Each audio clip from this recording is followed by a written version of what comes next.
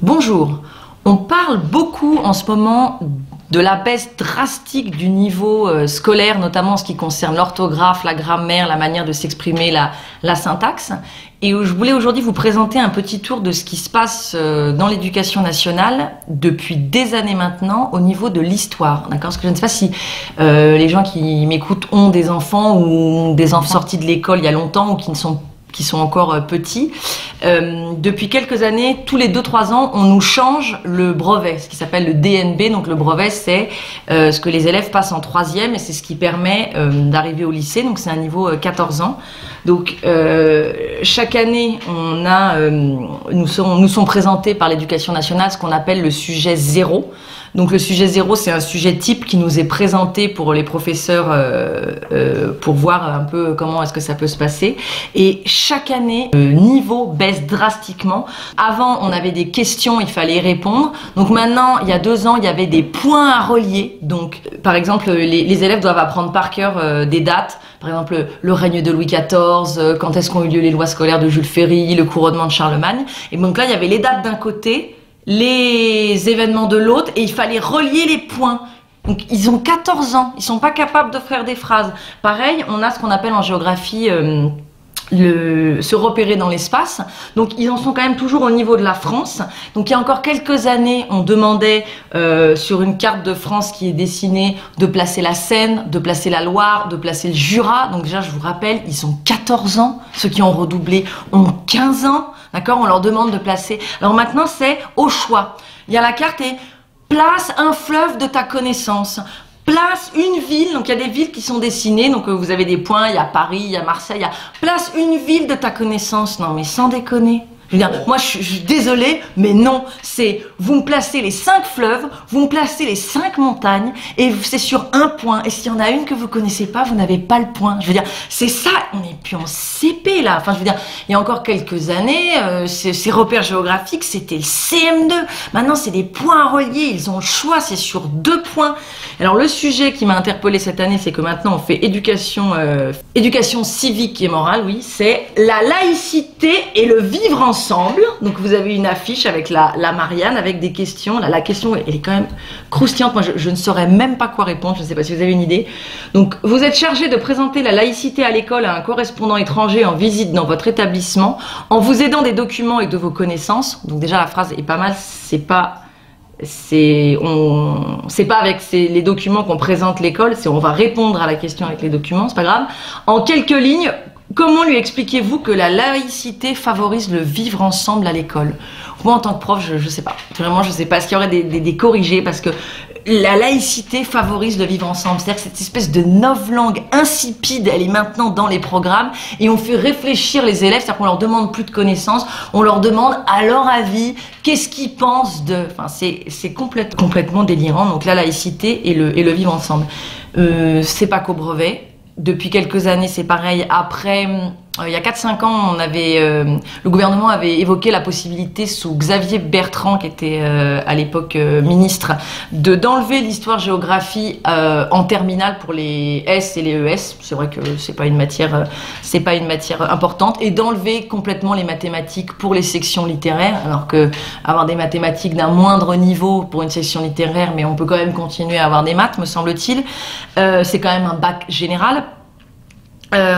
Les sujets qui sont donnés, mais chaque année c'est de pire en pire, et c'est non seulement les sujets sur lesquels on leur demande de travailler, et en plus c'est la manière dont sont posées les questions. C'est-à-dire au bac S de 2016, donc l'année dernière, ils ont eu Proche et Moyen-Orient, un foyer de conflit depuis la fin de la Seconde Guerre mondiale. Alors franchement, avec un bon prof et des vrais éléments, c'est un super sujet. Après, la manière dont c'est traité par l'éducation nationale, c'est moins sympa. Pareil, la gouvernance européenne depuis le traité de Maastricht. Bon, si on fait bosser Pierre Hillard sur ce sujet, je pense qu'on peut avoir une composition sympathique.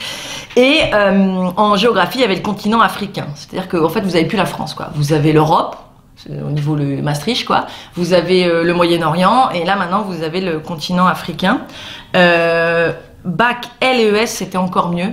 comme ils peuvent pas mettre la Shoah chaque année, ça se verrait, maintenant, ils réfléchissent sur la manière dont on perçoit la Shoah. Hein. Donc, les mémoires, lecture historique, c'est comment est-ce qu'on gère notre mémoire. Je ne sais pas, d'un point de vue psycho-affectif, je ne comprends pas. Donc, ils avaient quand même les bacs. On a demandé aux élèves de L et de S de réfléchir sur les historiens et les mémoires de la Seconde Guerre mondiale. Donc, les mémoires de la Seconde Guerre mondiale, il y en a qu'une. Hein.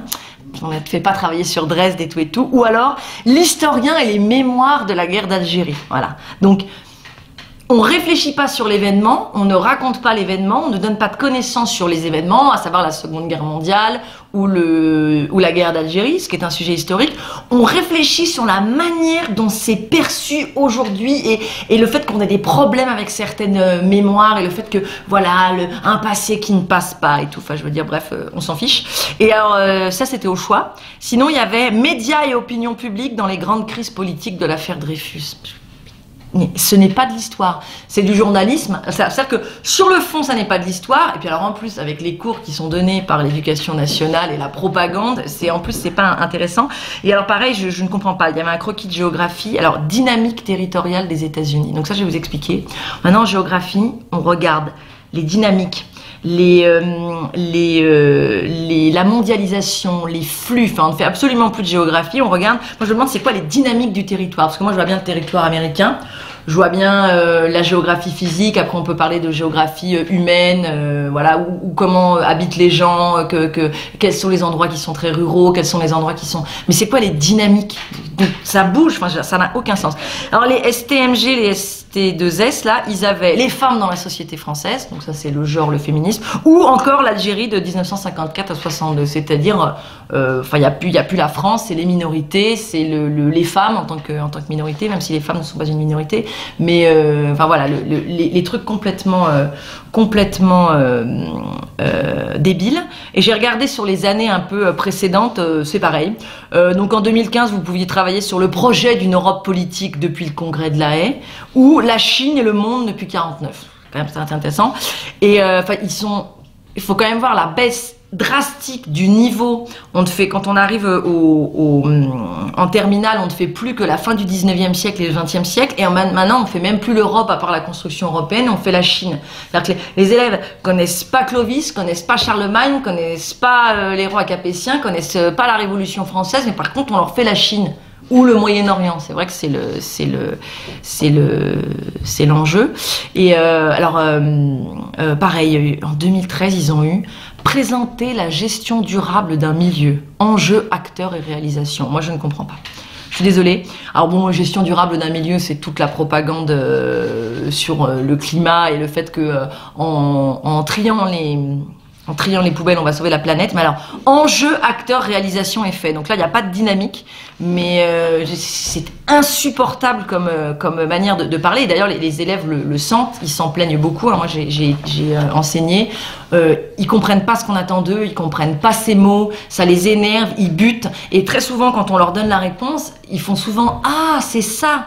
En fait, la novlangue les empêche de comprendre la question et ça les frustre parce qu'ils connaissaient la réponse, parce qu'ils avaient appris. Et donc, en fait, on les met dans une situation absolument impossible qui ne peut générer que du chaos, de la violence, de l'échec.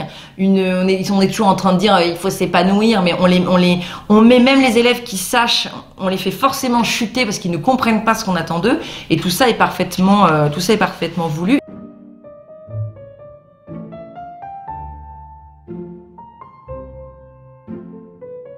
Quand vous remontez un peu plus haut, cette dégradation successive, elle remonte très très loin. J'ai fait un petit comparatif par rapport aux questions du CAPES. Donc j'ai regardé, donc le CAPES, c'est le certificat d'aptitude au professorat de l'enseignement du second degré. Donc si vous voulez être professeur des collèges titulaire, il faut que vous ayez votre CAPES dans la matière dans laquelle vous enseignez, sachant qu'il y a des doubles matières, hein, parce que vous pouvez venir de la physique, vous devriez faire de la physique-chimie, si vous venez de la géo, vous faites de l'histoire-géo. Et j'ai regardé comme ça les sujets que les professeurs, les futurs professeurs travaillaient en 1993 et les sujets qui sont donnés là dernièrement pour qu'on voit un peu l'énoncé du sujet et en plus ce sur quoi on travaillait. Donc en 1993 en histoire ancienne, c'est-à-dire antiquité, ils avaient la vie religieuse en Grèce. Donc souvent en antiquité c'est une année la Grèce, une année Rome, d'accord. Donc mais c'était la vie religieuse. Médiévale, c'était population et société européenne 14e, 16e siècle. On comprend. Moderne, la France et les Français de la mort de Louis XIV à la Révolution, aspect intérieur et extérieur, parce qu'en fait ils étudiaient aussi les colonies, la perte du Canada, les colonies, voilà dans la Caraïbe. Et en contemporaine, on avait ville et société urbaine au 19e, USA, Angleterre, France, Allemagne. Donc voilà, au-delà du fait est-ce que c'est intéressant ou pas intéressant, vous avez compris à peu près les énoncés, vous imaginez à peu près de quoi il s'agit et vous avez vu, vous aviez la Grèce, la France, l'Europe et l'Occident, on va dire, avec l'USA, l'Angleterre. Alors, depuis 2015, les sujets qui sont proposés, c'est... Il n'y a plus j'ai pas trouvé d'antique. J'ai pas dû le trouver alors. Ou alors il n'y en a pas, maintenant il n'y en a plus que 3. Médiéval, gouverné en islam entre le 10e et le 15e siècle, entre parenthèses, Irak, Syrie, Hijaz, Égypte, Maghreb, Espagne. Donc déjà on n'est plus en Europe. Et alors, gouverner en islam, ça veut rien dire. Vous savez, ça serait l'islam politique ou la gouverner en islam. Comment gouverne-t-on en islam? Enfin, l'intitulé est bizarre. Ensuite, en moderne, c'est sciences techniques, pouvoir et société. On ne comprend pas. Du 16e au 18e siècle. Et ensuite, histoire moderne, le Moyen-Orient de 1876 à 1980. Sans jamais parler d'Israël. Hein. Bien sûr, on passe par-dessus comme ça, on glisse. Ça fait quand même 2 sujets sur 3 qui sont sur l'islam ou le Moyen-Orient. C'est quand même bizarre. Et alors, vous aviez aussi citoyenneté, république, démocratie en France de 1789 à 1899. En gros, les républicains francs-maçons au 19e siècle, quoi, si on veut comme ça, voilà.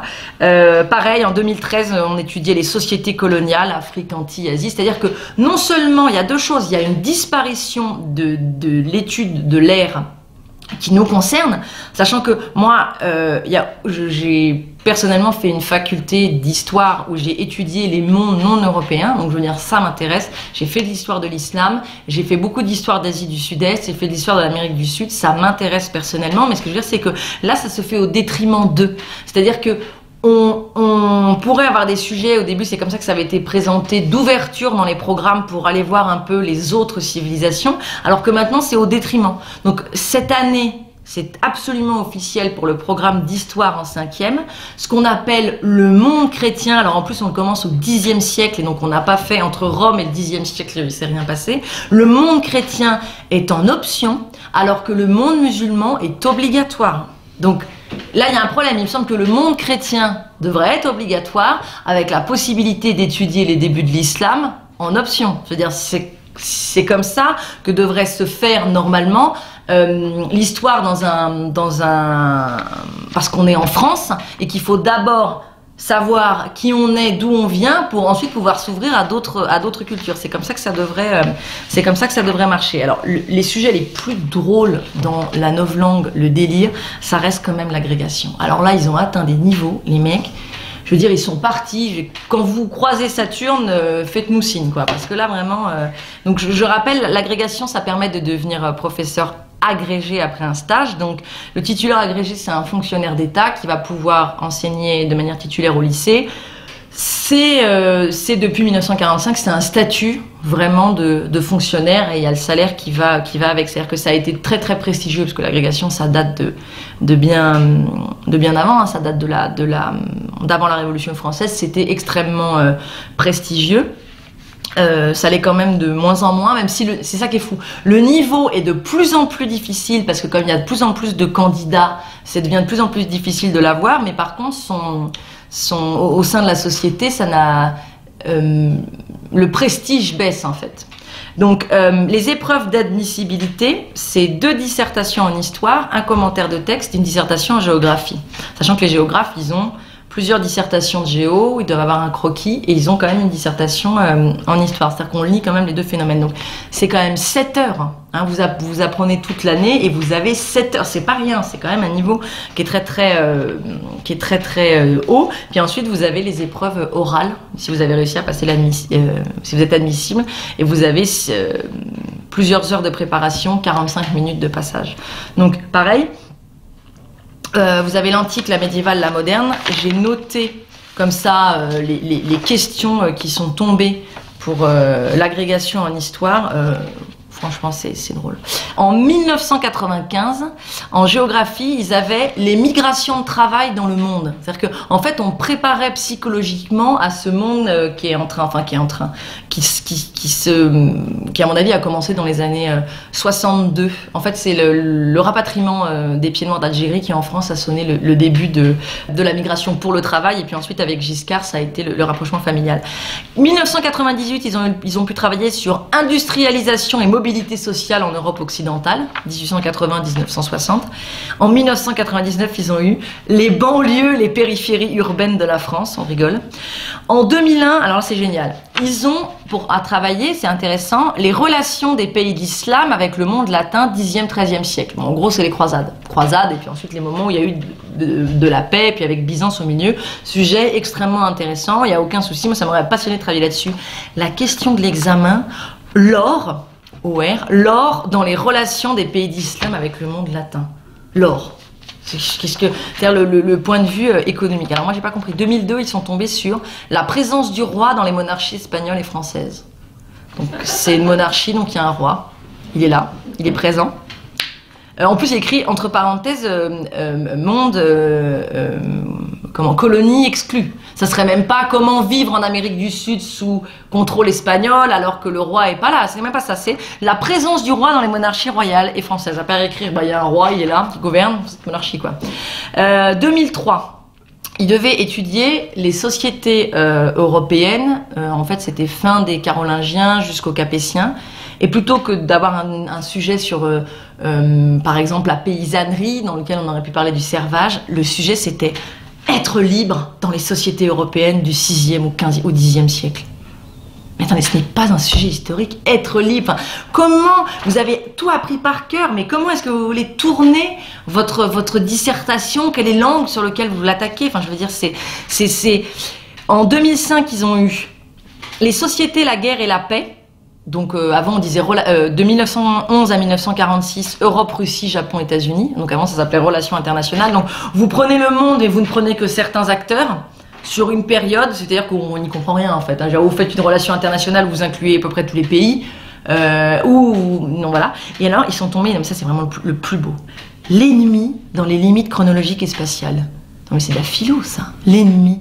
Vous tapez les relations internationales entre l'Europe, la Russie, le Japon, Première et Deuxième Guerre mondiale, c'est quand même, il faut apprendre, c'est de l'histoire militaire, c'est de l'histoire économique, c'est de l'histoire des traités, c'est ce qu'on sait, ce qui a été annoncé, ce qui a été signé en sous-main, je veux dire les accords Sykes-Picot, enfin c'est extrêmement complexe et vous tombez sur l'ennemi.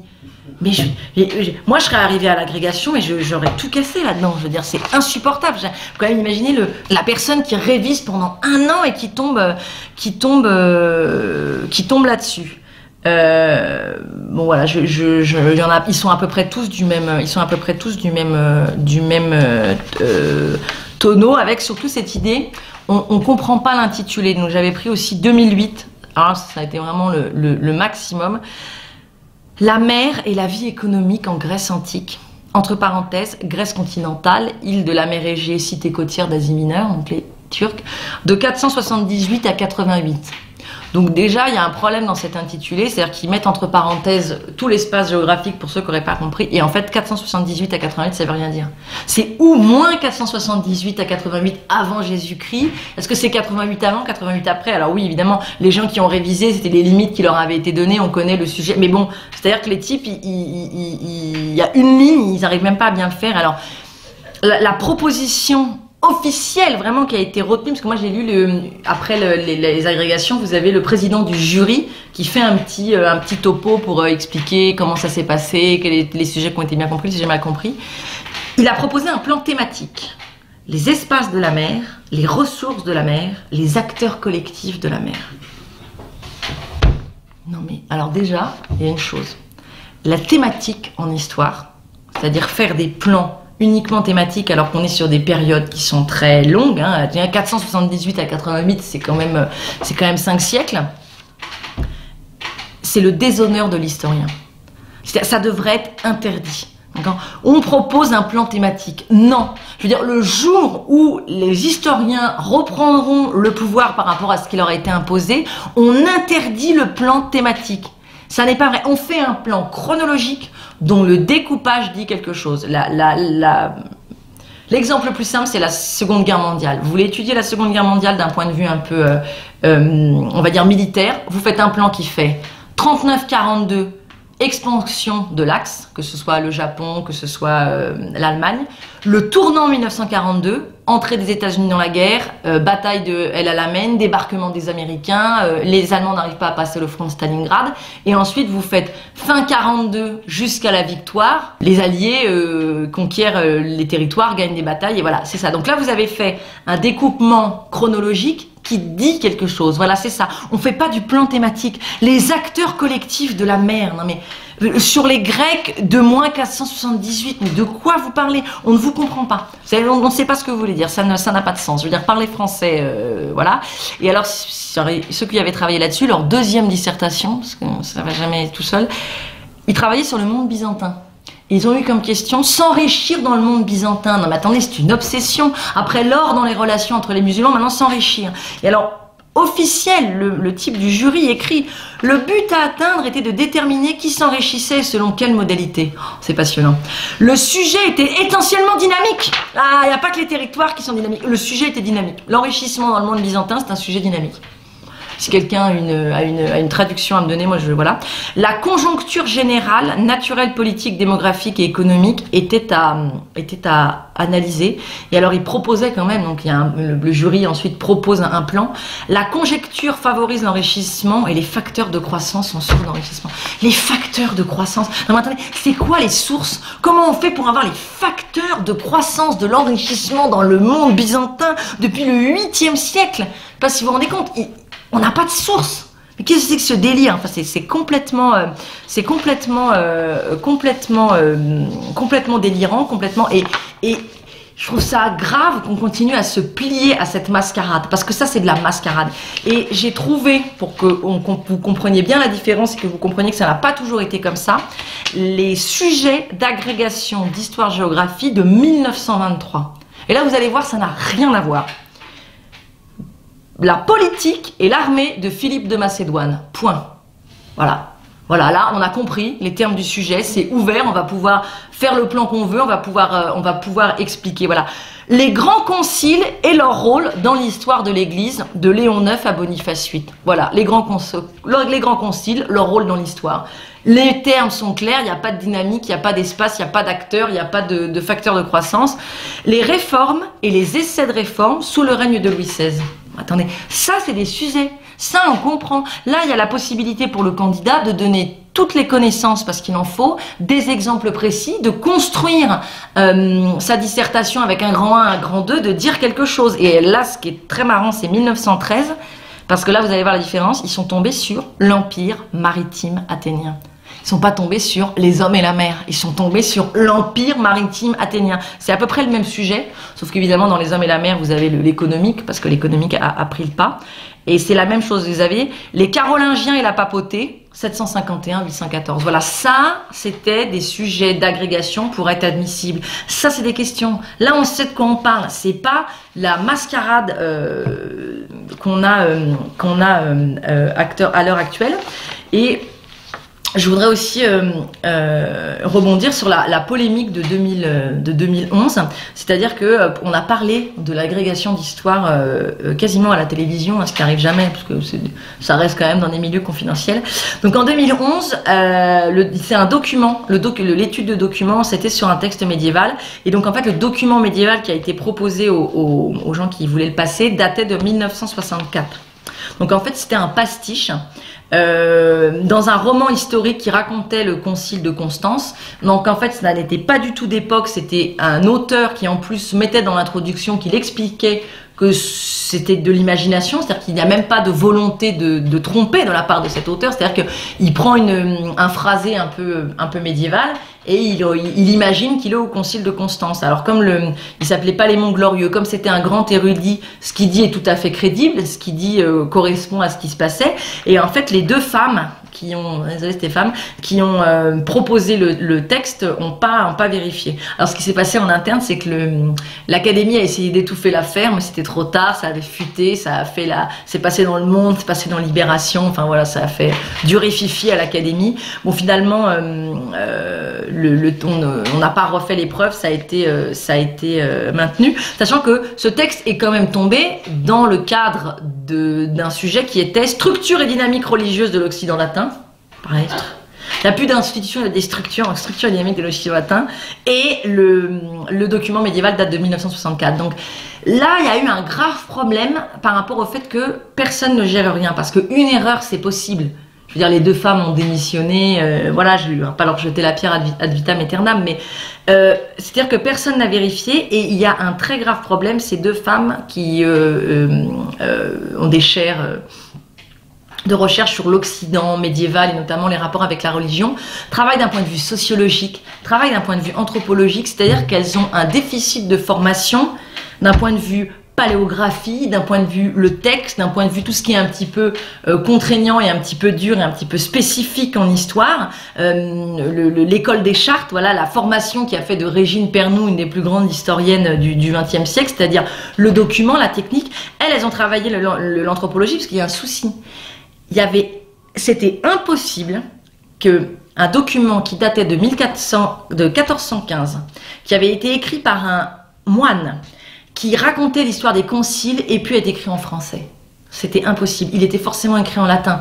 Donc, s'il y avait une version en français, elles auraient dû vérifier la version en latin, parce que autant 1415, on peut avoir des textes de la chancellerie royale, ou des textes un peu économiques, ou des choses de fonctionnement qui sont en français, mais sous Louis XIV, on écrivait encore l'histoire des conciles en latin.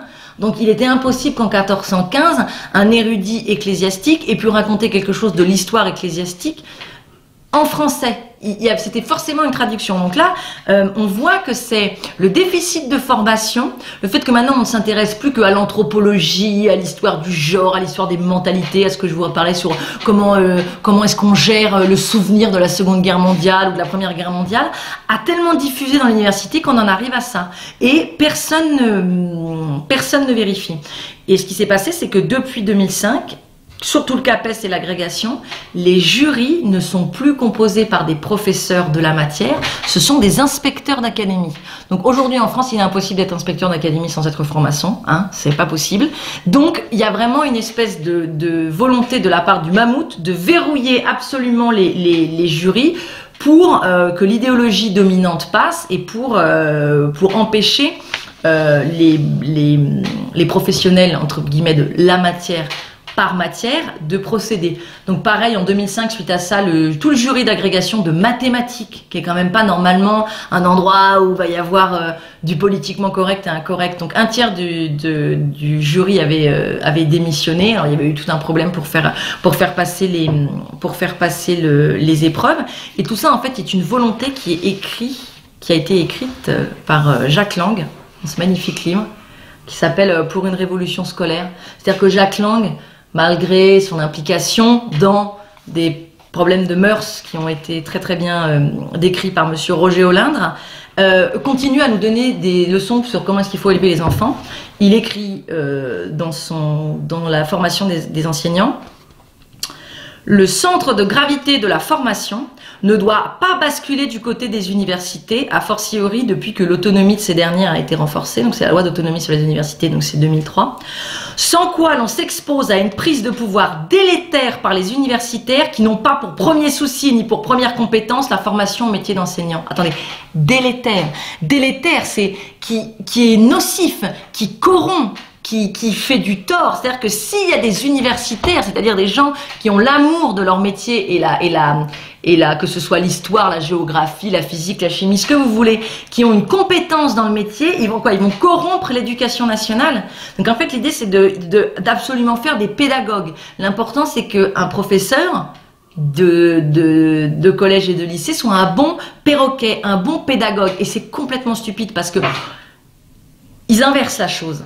Si vous êtes un très bon pédagogue et que vous avez fait 5 ans de formation de pédagogie et que vous n'avez aucune compétence dans la matière, il va falloir des années pour rattraper. Alors que si vous avez une très bonne formation dans votre matière, mathématiques, français, histoire, ce que vous voulez, et que vous n'êtes pas très doué en pédagogie, vous allez l'apprendre sur le tas et il va vous être possible dans une formation continue de vous faire des stages pour vous l'apprendre. Ça c'est possible, mais dans l'autre sens, ça n'est pas possible. Et comment vous voulez vous faire respecter par vos élèves si quand on vous pose des questions, vous n'êtes pas capable de répondre?